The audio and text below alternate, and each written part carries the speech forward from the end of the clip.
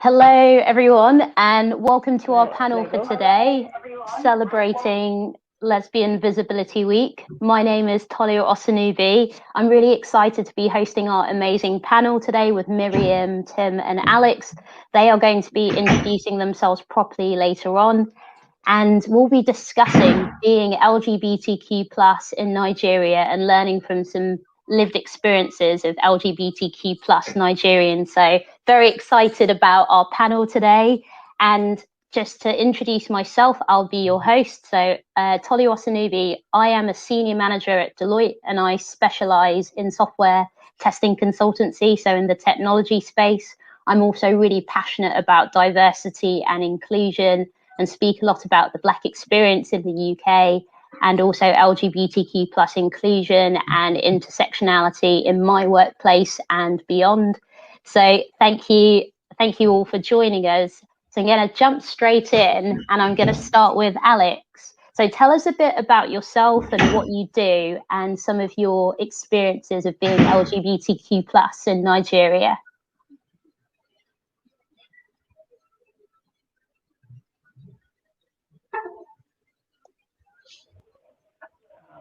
All right. Thank you for having me. Right. So my pronouns are they them. I am a trans binary lesbian living in Lagos, Nigeria. As for what I do, a lot of things. I've been admin in the arts and literary spaces. I'm currently pivoting to the activist space, the NGO space. I am passionate about telling stories about people like me, because I feel like we're underrepresented in the media, especially trans, non-binary, women, ANC folk. So I'm interested in telling stories like that. So that's the end goal for me. That's what I said. A lot of what I do right now is to gain the experience and know those stories. Right, so as per my lived experience being a lesbian in Nigeria, it's been a lot of things. Like it's been a because of things that came out.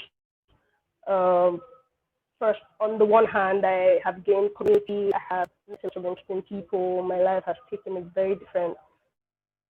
I'm able to express myself as I want to. I'm able to name the things that I want, and the ways I want to move through the world. But on the other hand, there's having to navigate the violent climate that I have found myself in. Family, I got outed, so there's been a lot of like backlash, parental backlash. Then it was like, I don't know, it's been difficult navigating family. It's been difficult navigating family spaces online because there's this back and forth that they having over who is not supposed to be, or who the people who feminism is heteronormative or cis heteroleaning and don't recognize transparencies. And having to have that conversation online as frequently as we do have it has taken a toll. But I'm a feminist and I have been a feminist, and watching a lot of the people I consider feminist thought leaders being transphobic on the internet, it's been difficult. Transphobic, homophobic, just all sorts of violence that we've had to deal with in that sense. And then on the ground, offline, it's been difficult in the sense that we've been having, before the period, there was this uptick in police harassment. So friends and I got up about like 3-4 times, and lots of them presenting.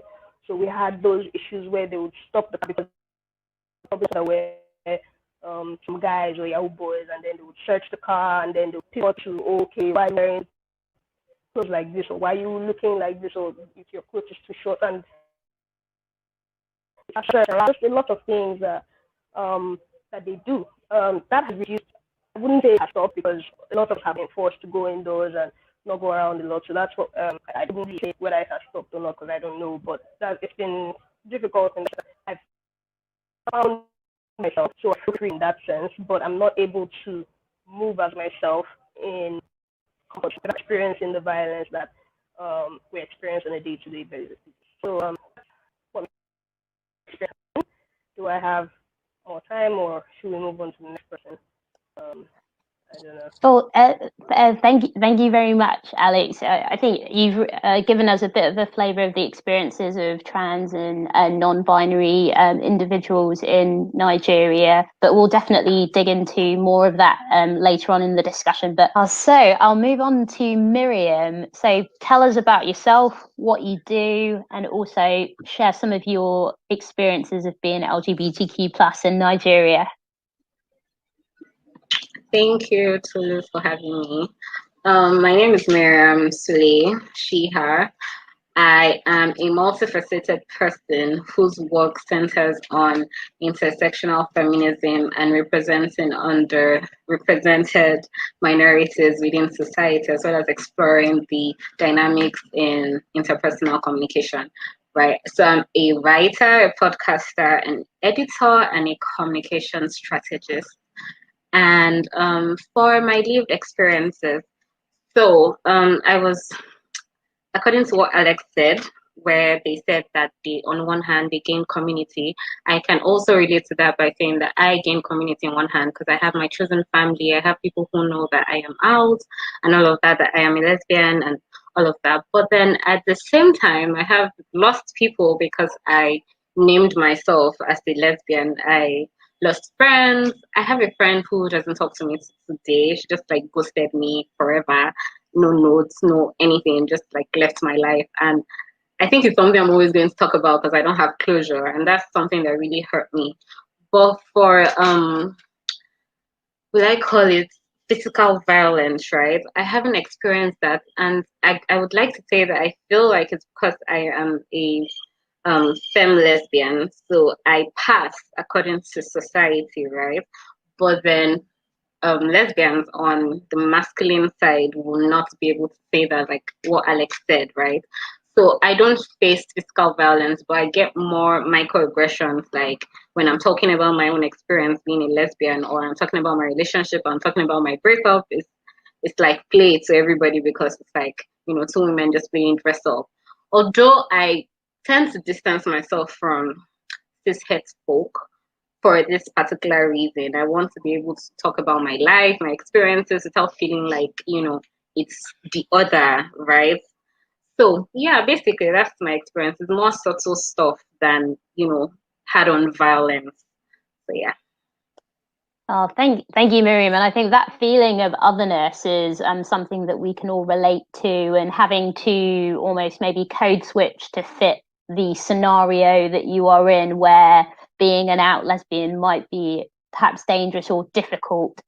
So thank you for sharing your experience. So I will now pivot to Tim. So Tim, tell us about yourself and what you do, and also some of your lived experiences. Thank you, Tolu. My name is Tim. I am a lawyer and currently a postgraduate student at the University of Bournemouth. I specialize in intellectual property law. I'm also a writer, and my writings focus on women and members of the LGBTQ community. I'm interested in telling stories of folks who live on the margins of society, people who their stories wouldn't normally get told. And yeah, that's me. As regards my experiences as a lesbian in Nigeria, where to begin? But basically, it's for me. It was like I discovered I was queer, or I discovered I was I discovered I was queer, and then I was forced to exist in a society where there were laws criminalizing my existence as a queer person. So it was either the only option I had was to deny or pretend like my sexuality wasn't in existence, like my sexuality did not exist, or pretend like the things I was feeling were not supposed to be felt. And so it made me, like, for a long time, like I struggled with well, not really a long time, but I struggled with coming to terms with whether I was a lesbian or I was bisexual, just to fit into that heteronormativity, at least just to be normal in the eyes of society and all of that. But eventually I I got through that phase and I became comfortable in my sexuality. And but then because of the way I present, like I'm a mask presenting woman, so I don't even have to do the coming out to people. People just assume that they just look at me and then they assume that, okay, this must be a lesbian. And on that basis, they relate with me or they met out whatever violence or whatever they feel they can met out to me on that basis. So I've had struggles in my places of employment because I work in corporate spaces. So the way I present doesn't necessarily fit into the idea of how a woman is supposed to look in those spaces, no makeup, no heels, and all of that. So it's been a struggle. I had experiences where my co-workers loudly debate my sexuality at work. I've had experiences where I was trying to get apartments with like shared spaces with people and they look at me and they assume I'm a lesbian. So they refuse to get apartments with me and all of that. And it's just, let's not even get into the physical harassment. I've suffered harassment from both normal citizens and both the state security forces. Police harassment is a constant because you could just be walking on the street and they see you the way you're presenting and they're not comfortable with it. I've had policemen ask me once why I was dressed like a man, if I didn't know women were not supposed to dress this way and all of that. And sometimes they try to get aggressive, sometimes they're not aggressive, but it was just a whole lot to deal with. And then there's also the fact that you can't be loud or vocal with your relationships. Like there's a lot to navigate because even if you've gotten to that stage where you are out or like you don't care anymore, your partner might not be at that stage. So you have to now navigate relationships in secrecy. I hope you understand what I mean, but yeah, that's it. So basically those are I think the major things I've had to deal with, that the violence, the microaggressions, even something as little as using the restroom, like using the women's restroom, it gets blown out of proportion. The constant misgendering, like people deliberately misgender you because they feel they're trying to be smart or they're trying to have a one-up on you because they clearly can tell you're a female, but because they want to be stupid, they start calling you things like sir, hey, be man, and all of that. It gets annoying. And then navigating relationships is quite difficult doing that when you are in a country where you can't publicly display affections towards same sex and all of that. But besides that, I've been able to gain family in the queer community, folks like me. Like being in Lagos was I loved it because I was able to see that, okay, it's not just me. There are other people like me, and I was able to meet people I felt kinship with, and it was nice. So that's really amazing, Tim, the point you've made around having that community that you found in Lagos. And I think Miriam said something similar, and you're finding your chosen family whilst navigating a lot of the societal challenges, and also picking up on what you said around harassment from law enforcement as well.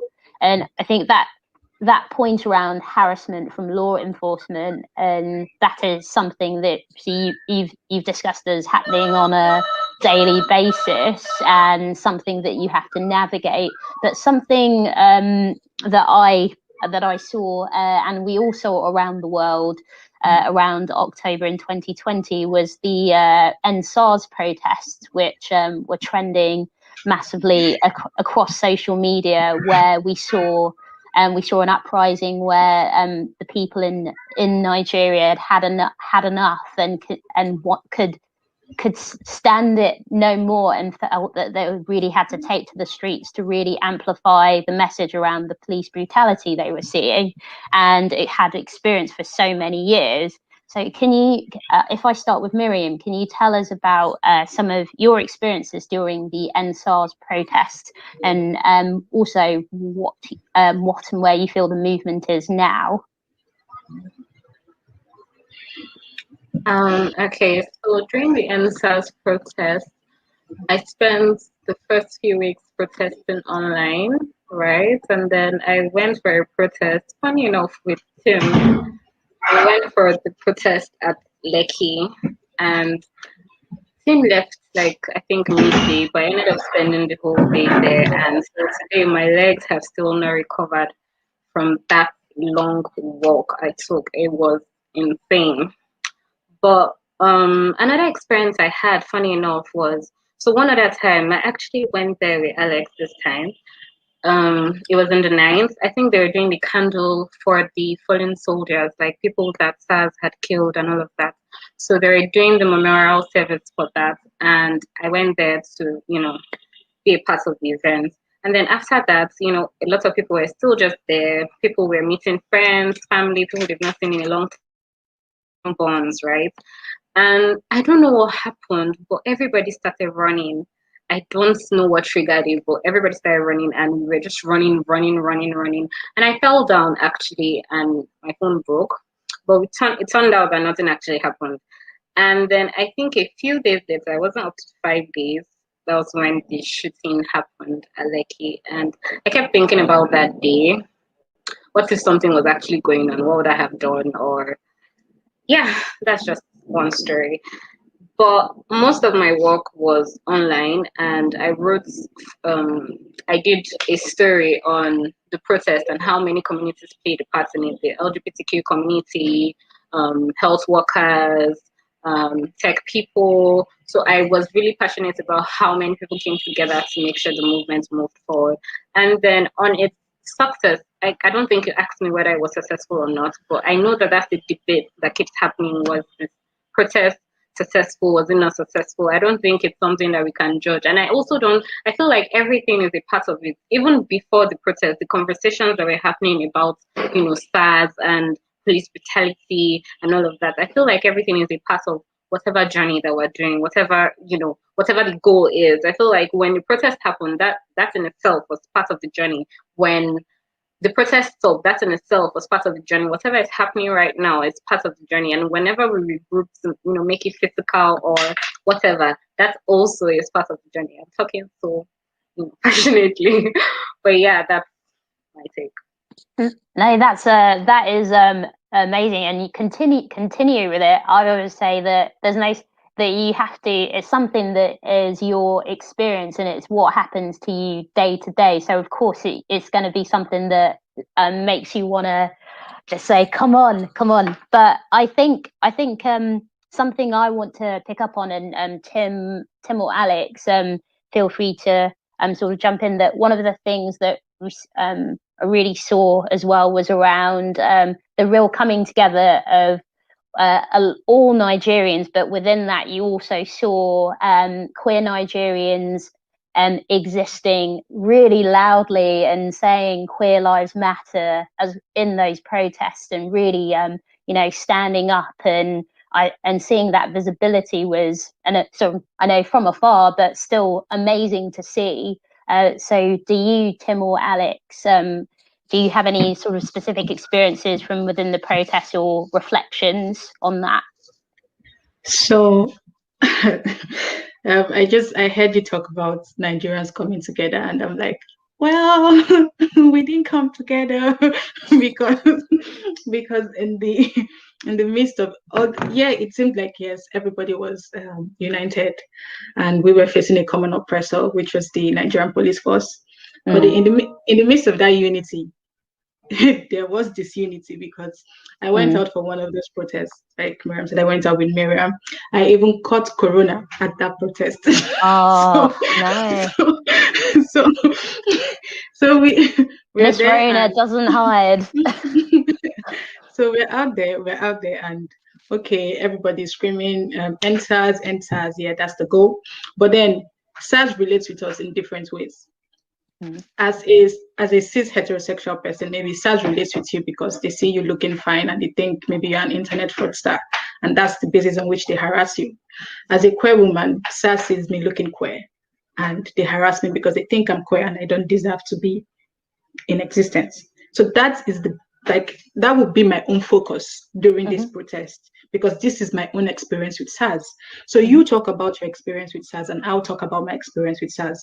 So we had a lot of queer folks talking about their experience with SARS. Some had their banners up saying, I be lesbian and no be thief, that kind of thing. Like, just as the way heterosexual people had their banners up saying whatever it was that applied to them. But then it became, and then like a lot of queer persons were out in this in that protest. So they were screaming queer lives matter as well, because of course queer lives matter, and queer lives were being affected by police brutality. So we were talking about the things that affected us the way they affected us, but heterosexual Nigerians felt like, no, this was not the time, this was not the place. You don't talk about queer lives here. We are here to combat police brutality, and that's what we're going to focus on. But they failed to realize that, no, if you let the police harass people because they are queer, they would harass you as well because you are maybe fine, or because you look rich, or because, so it's interconnected. But they did not see it that way. They were willing. In fact, they did oppress queer people at the protest grounds. They sent some queer protesters away. So in the midst of you protesting oppression and brutality, you turned around to oppress and brutalize your fellow Nigerians, your fellow citizens, because you felt, well, they were queer and they didn't deserve to be here. So that was like the most shocking thing for me. Like after that first day at the protest ground, and then I saw online people were giving, because the first day at the protest ground, that was when that person was screaming queer lives matter and the video went round and all of that. So I saw the reactions online and I'm looking and I'm like, what are you people talking about? Why would you say queer lives should not, like queer people should not talk about what they are going through? And when I then had COVID, I couldn't believe it, because I was like, I can't believe I got sick for these idiots. It was so annoying. It was so annoying. So it just, throughout the remainder of the protest, I didn't go out, because it made me realize that if this was something that affected just queer people, a whole lot of Nigerians would not have come out in support of us. So I just stayed online. I did I was sick anyway, so I did the little code online and I left it at that. I wrote articles about my experience with the police and all of that, which was why I went out in the first place, because I had these experiences with the police. But the response we got from heterosexual Nigerians, cis men, cis women, het women, whoosh, I can imagine. We were living in different realities. So yeah. And with that point on the response of heterosexual Nigerians, Alex, where with their kind of disunity within something where you should be coming together under one goal, and also actually being the oppressor in that situation, how do you navigate those or reconcile those situations as someone who has to navigate that space? Because I think that must be super difficult, and also makes you not want to not want to help anybody, because it's like you need to recognize my humanity in this rather than just focusing on yours. Yes. It honestly, like Tim has said it all right, how it felt, how the progression went. Because I myself went for a test, and I met up with a few friends, mass prison. I don't, my friends are often people like me. So I was experiencing lesbian at different points in time at the protest, and I felt like there was a sense of camaraderie between everybody. And there seemed to not be any class divide. There seemed to be, handing out food constantly. They seemed to take care of people around, right? So when I started to see the video of someone who was clearly shouting "Queer Lives Matter," obviously it should have been a no-brainer. It should have been something that, okay, because people are saying laptop no be. You're talking about the reason why police shocking you, harassing you, right? So people are saying queer lives matter, which is the reason why police has been harassing. People think queer lives matter, and you're saying that they shouldn't. So I saw those videos and it sparked the conversations online. and that made me feel it made me feel alienated and ostracized, because it felt like even in the moment of unity in quotes in Nigeria, the unified moments we have ever seen in Nigerian history, queer lives are still not included in that. So it was like it was really damning. I felt a need to just stop and not do anything for a long time. I felt into a state of, I don't know how to explain it. I have been like lying in for a while, trying to figure out what my goals are, how we're supposed to progress, how we're supposed to, get people to, basically how we're supposed to push the queer revolution forward. Because it's happening, like, and people are supposed to get on board, but it didn't seem like even I will continue to say the feminist spaces, because I read this letter from them, but a lot of Nigerian feminists kept your stuff on the side, sin is sin and other such homophobic rhetoric. But what's giving me hope is there are organizations like Cheers, the Initiative for Human Rights in Nigeria. Other NGOs have programs that are catered to basically bridging between the feminist and queer spaces and making more people know that those two are the same struggle. Feminist and queer struggles are not separate struggles. They're supposed to be the same. You can't say, oh, women matter and exclude narratives. It doesn't work. So it's the same thing. So there are organizations and there are individuals that are doing the work on a daily basis, no matter how bleak it looks. So if what they're saying reaches one person per month, it's ridiculously slow, but it's happening. The reorientation seems to be happening. One person per 3 months. It is not a lot to hold on to, but we've been, like, as a queer person, carry your wings and magnify them, and they have to be enough, because everything in the places I'm working and doing, it's going to be really difficult. So yeah, that's. Thank you very much, Alex. And that point around that even if it is slow, that nevertheless it's progress, and that's what keeps that hope of continuing to shift the dial and move things forward. I'm going to change tact a little bit and talk about post-colonial LGBTQ plus laws. And we know that there are a lot of African countries, including Nigeria, with some of those that are still in place. So if we're focusing in on Nigeria, we're talking about the Same-Sex Marriage Prohibition Act. And Tim, we got a lawyer in the house, so you can school us a little bit. So firstly, could you tell us sort of what it is, and also what's the impact of that on LGBTQ plus Nigerians, that although it might be saying it's prohibiting specific things, but it is a lot more wider reaching. So if you could talk to that would be really helpful. Okay, so there are a couple of laws criminalizing homosexuality in Nigeria, but the most popular of them seems to be the Same-Sex Marriage Prohibition Act that was passed in 2014 by the then President Goodluck Jonathan. An asshole. I will continue to drag him. Anyway, so before the Same-Sex Marriage Prohibition Act was passed, we still have in place the Criminal Code, the Penal Code, the Sharia Penal Code, and a bunch of other laws, and then the Same-Sex Marriage Prohibition Act. Now, the Criminal Code applies in the southern parts of Nigeria, and then the Penal Code and then the Sharia Penal Code, they apply in the northern part of Nigeria.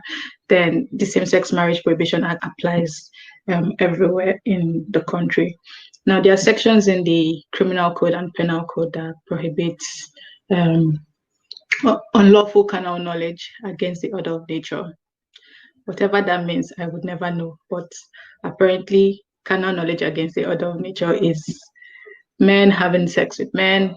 And yeah, so it's not expressly said whether it includes women having sex with women, but most times they interpret it to be men having sex with men. Now, there are also sections in these laws, that's the penal code and the criminal code, that prohibits women from putting on the attires of men, men from putting on the attires of women. It classifies people that do this as vagabonds, and there's like 2 to 3 years imprisonment as punishment for those persons. Now, there are certain parts of the country, like I think Kano, mostly the northern states, Kano, Kebbi, and all of that, that punish lesbianism with death by stoning. So these are some of the laws that are in place aside the Same-Sex Marriage Prohibition Act. Now, the Same-Sex Marriage Prohibition Act on its own, it goes further than actually just prohibiting marriage between same-sex couples. It prohibits civil union. So any same-sex couple that gets into a marriage or a civil union faces 14 years in prison. It also prohibits the organization of gay clubs, gathering of gay people and all of that. And there's a 10 years imprisonment for that. It also prohibits the public display of same-sex relationships. So, so it's so, and the way they are couched, let me say, the way these provisions are couched is so ambiguous, it's so vague that anything goes. Like, you can just fit in anything, because if you see their definition of civil union in the act, any two people living together could be arrested and charged for being in a civil union. That's how broad and that's how vague the definition is. Now, what do you mean by public display of affection? I could just be holding the hands of someone on the streets or hugging someone on the streets. That's a display of affection. And then that entitles me to 10 years in prison. Now, what about forming gay clubs and organizations? Queer people are already at risk. The only way they can mobilize to get things done, to cater to themselves, to form community within themselves, is through these clubs, through these organizations. And you go further to prohibit them.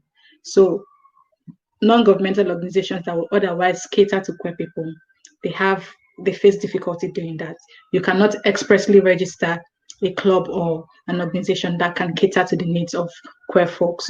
Even just the gathering of 2 or 3 queer people in the same space becomes criminal.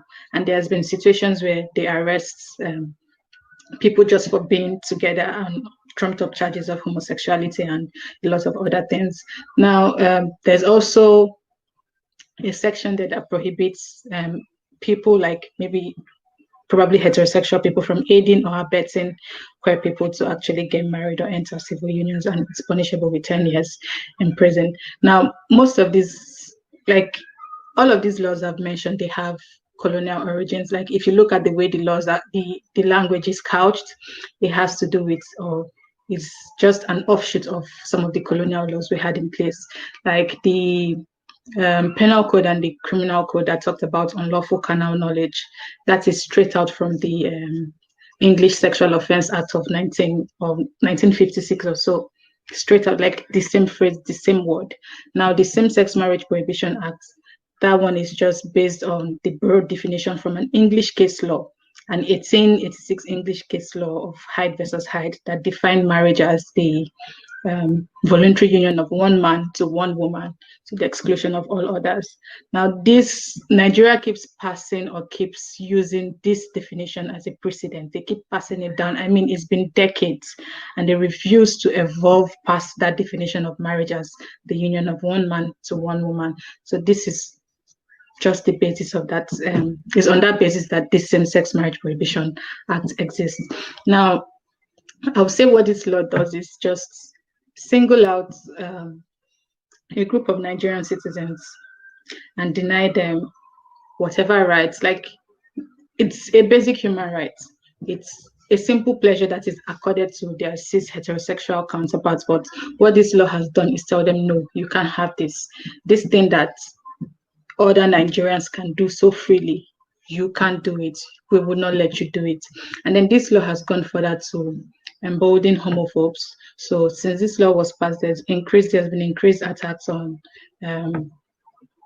homosexual Nigerians, crimes that include physical violence, sexual violence, and all of that have been inflicted on queer Nigerians as a result of this law.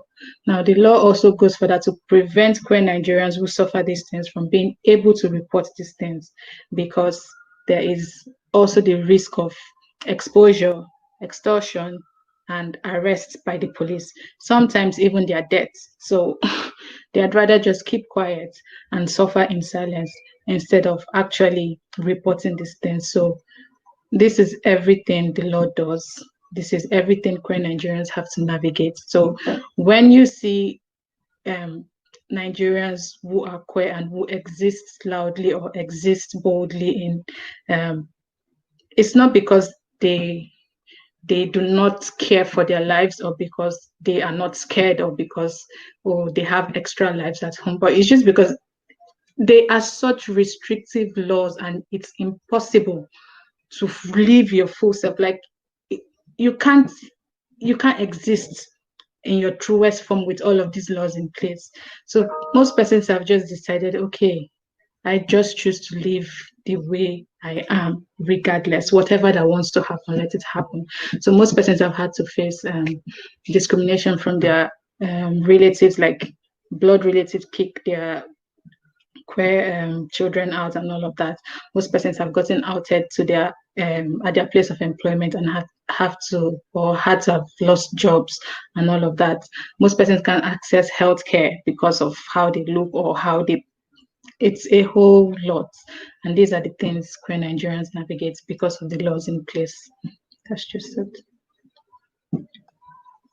Thank you, Tim, for really, I think, breaking that down into so much detail, and essentially is just a completely hostile environment that you have to navigate, and is your home, absolute home, that but is full of so many, just hostility is the way to put it.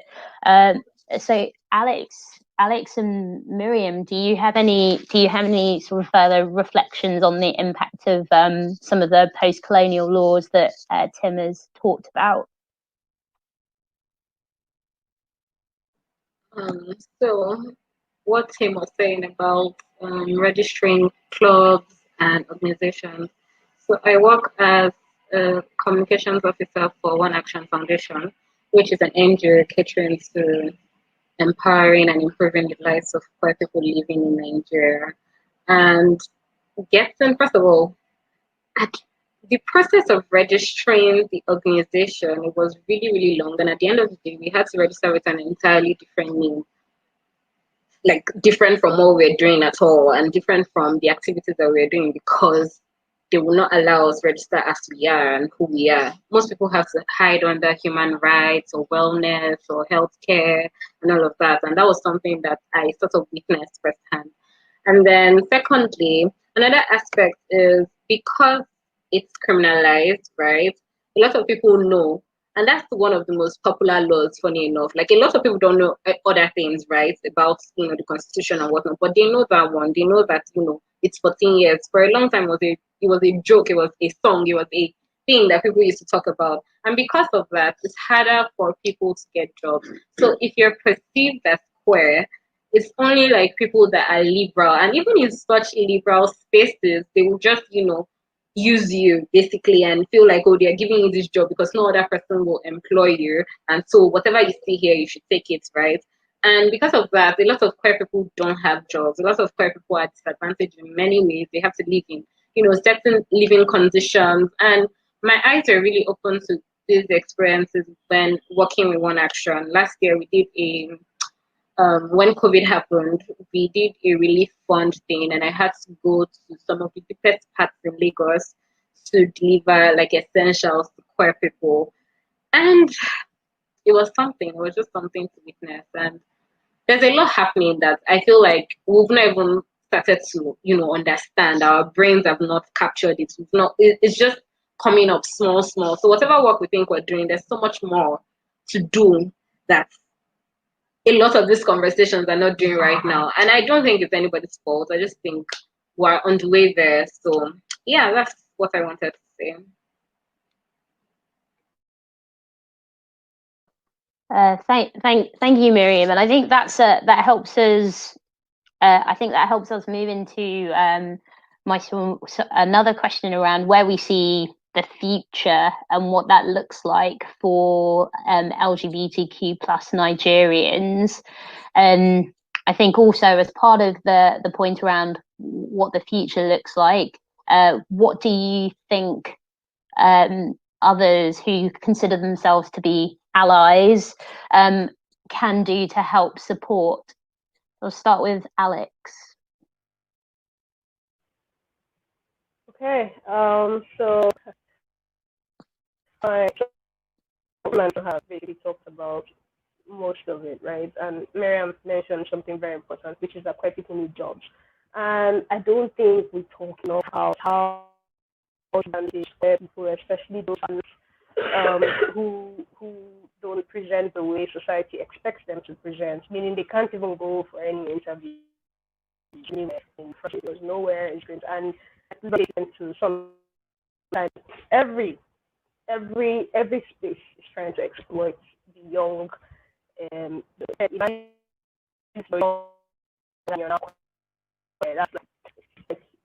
so for allies to support the people who are doing work on the ground, so like individuals who are reaching out to communities around them, they exist on social media. You look out for them, follow them, hear what they're saying, support their work, but also donate to anybody that says, "Oh, we're collecting funds for queer Nigerians." If it's too vague, if it's not, someone who considers them to make real impact should just ask more questions or look for more specific information, because the climate we're in, there's a lot of working on to reach out to people on the ground, right? But there's also a lot of backstage. There's a lot of secrecy, so there's a lot of. It's not. I everywhere is everyone is 100% honest. So I would say that people who are allies who want to do real work should pay attention and identify the people who are doing work on the ground and their individual support business, so that NGOs where they are trying to reach out to, and find out what work they're doing. If you want to engage them in conversation and find out, just what countries ground, what exactly you are supporting. So that's one. But it's important that you support with your funds, not just like your words and saying realize around for the things that people are trying to do, and it's getting worse and it's getting harder and people are suffering. So if you can support with your funds, that'd be great. Thank you. The people you're funding and what they're doing with your funds. Thank you, Alex. So yeah, donating to causes and donating to people, and also making sure you're amplifying the voices that you see on social media to your network. And I think also you made the point as well that people are doing the work on the ground as well. Make sure you identify those people, and when you see those people, continue to support them. So thanks very much. If I ask Miriam the same question. I have more or less the same answer. Pay attention and donate. And then jobs. I say jobs because I know these days there are tech opportunities, right, where you can work remotely, or writing opportunities, residencies, stuff like that. So if you know something that is remote and the person doesn't have to move to another country, these are opportunities that you should share with under what's the word now? I don't want to use that word, but minorities, right? Because otherwise they won't have such opportunities. They won't be able to access such things. Because that's mostly it for me. Just paying attention, trying to make sure these people have money and can cater to themselves and cater to the people around them. So it's a lot of work. Just need more attention. Feel free to shout out any organisations or areas that you think that people should support as well. So if I do the same question to Tim. Okay, so basically I would say, allies, check your privilege. Like, that is one thing we don't get enough of. We have allies talking over queer voices on queer issues. We have allies claiming not to be homophobic, not to be transphobic, when homosexuals and trans persons are telling them, you are being homophobic, you are being transphobic. So please, if they can just check their privilege, if they can understand that certain experiences are not, it's not your experience, so you can't be better informed about it than the people who go through it, then the world is for everybody. It's not just yours to inhabit. So there's nothing wrong with inclusive languages. There's nothing wrong with inclusive spaces. There's nothing wrong with including people who live in the country, in things going on in the country. So please just check your privilege, amplify the voices of queer Nigerians wherever you can help. Please do not lord your allyship over us, because it is you just being a basic human being, like that, be a decent human being. It is what you are supposed to do. We should not have to give you cookies or all of that, because we've seen situations where they say someone says they're an ally, and then they do something and they get called out by the queer community that this thing you are doing is harmful to the queer community, and their response is, oh, see, people we are trying to help. So Get defensive instantly. Yeah. Having opinions, right? Yeah. So that's just my own issue. Yeah, check your privilege. Like Alex and Miriam have said, donate. As regards organizations that are doing the work in Nigeria, we have tiers. There's the Initiative for Equal Rights, fantastic organizations. They try always to see healthcare for queer Nigerians, free therapy for queer Nigerians, trying to get queer Nigerians out of police custody and all of that. They do all of it, organizing seminars, symposiums, and all of that to educate queer Nigerians on their rights and to educate cis heterosexual Nigerians on the rights of queer people. They do it. Now there's One Action Foundation, there's ICA, there are a whole lot. So I think these are the three I can remember. So if you can donate to these organizations, donate to them. Please, there are a lot of fraudulent people saying we are doing this for queer people. No, they are not. donate to the actual organizations doing the work for queer people in Nigeria. Yeah, that's it. No, that's an important point. Yeah, do the research into the organisations you're actually donating to, and don't just yeah, absolutely. So as a bit of fun, I'm gonna ask, and whoever wants to go first, feel free to jump in. Who's your celebrity crush? Where did Alex go to? I want to say it before Tim says that one, because I feel like it might be the same thing. Okay. My celebrity crush is Asha. You know, Asha the artist. Totally, yeah. Yeah, that's why I'm like, okay. I'm with you. Okay, so you can't have the same one. I'm going to start out with Angelina Jolie. She was responsible for my Lesbian and Whitney Tomb Raider, that movie. I watched it 50 times. So there's Angelina Jolie, and then of course there's Asha Miriam, who will fight. So yeah, I totally love Asha. And then recently there's this, I don't know if you saw Sex Education. Yeah. Mother, what's her name? Gillian Anderson. Yeah, Gillian Anderson. Okay. If she says jump, I say how high. Tim, how many do you have? Stop, I think no. All right, and so Alex, we're not letting you get away with it. So who's your celebrity crush? They really thought they escaped. Yeah, they are not escaping this one. So let's hear it.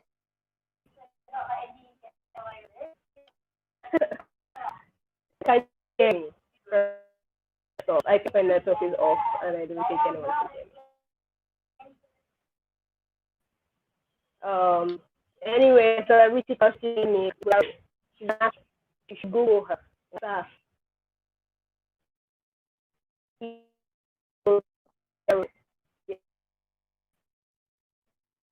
Like her. Yeah,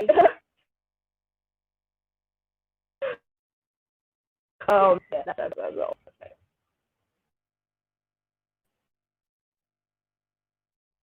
Okay. So thank you all for sharing with me about your celebrity crushes. And Tim, finding out Angelina Jolie was your awakening, very interesting. So I think before we wrap the panel, I'd love us all to go around, and if you want to give a shout out to anything that you're doing or your social media handle. So do you want to start with Tim? Oh, okay. My social media handle is Timinepre _ on Instagram and Twitter, just Timinepre, TIMINEPRE _. What am I doing at the moment? Just writing articles mostly. So wherever you find when you follow me on social media and you find links to my articles, just read them and share them. They mostly talk about issues queer Nigerians face and women as well. So yeah. Thanks very much, Tim. Alex?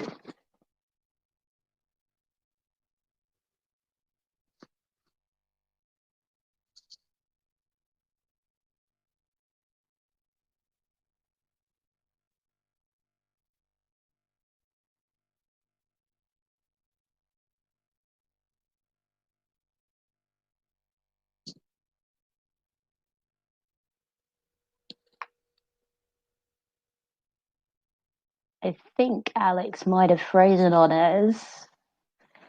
Miriam, I'm going to go over to you. Do you want to give us your social media handles and also what you want to plug that you're doing at the moment?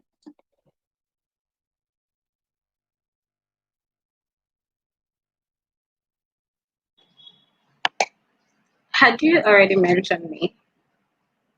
No. Okay.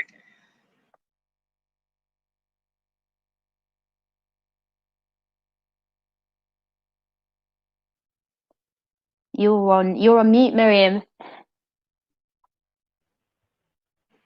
Oh, okay. Oh, had you already asked me the question? I didn't realize it was my turn. Okay, Yeah. my social media handle is Ohiaofe. So that is OHIAOFEH, right? And then I'm doing a lot of things, but I'm just going to mention my favorite ones. So currently I work as an editor at the Coco, and we tell different kinds of stories, and I am particular about telling queer women's stories, so you should pay attention to that. And then I work as comms strategist for One Action Foundation, which I already mentioned is doing work to improve the lives of One Action Foundation. So we're doing a lot of exciting work, which includes virtual pride. We did one last year, and we'll be doing one again this year. So pay attention as well. And then, see, I'm doing so many things, so I can't even remember right now. But yeah, pay attention to my stories. There'll be coming out more stories coming out. But yeah. Oh, my podcast. I forgot. I have a podcast called The Pride Diaries, where I explore the lives of queer Nigerians and Africans in the future. I'll do much more on that. So you can follow The Pride Diaries at The Pride Diaries on Twitter, Facebook, and Instagram. And we'll also have a website. We'll be launching our website in a couple of weeks, so pay attention to that as well. So yeah, thank you. Thank you, Miriam. I wanted to try one more time, Alex, to get your handle and what you want to highlight in terms of what you're doing at the moment, because it froze last time.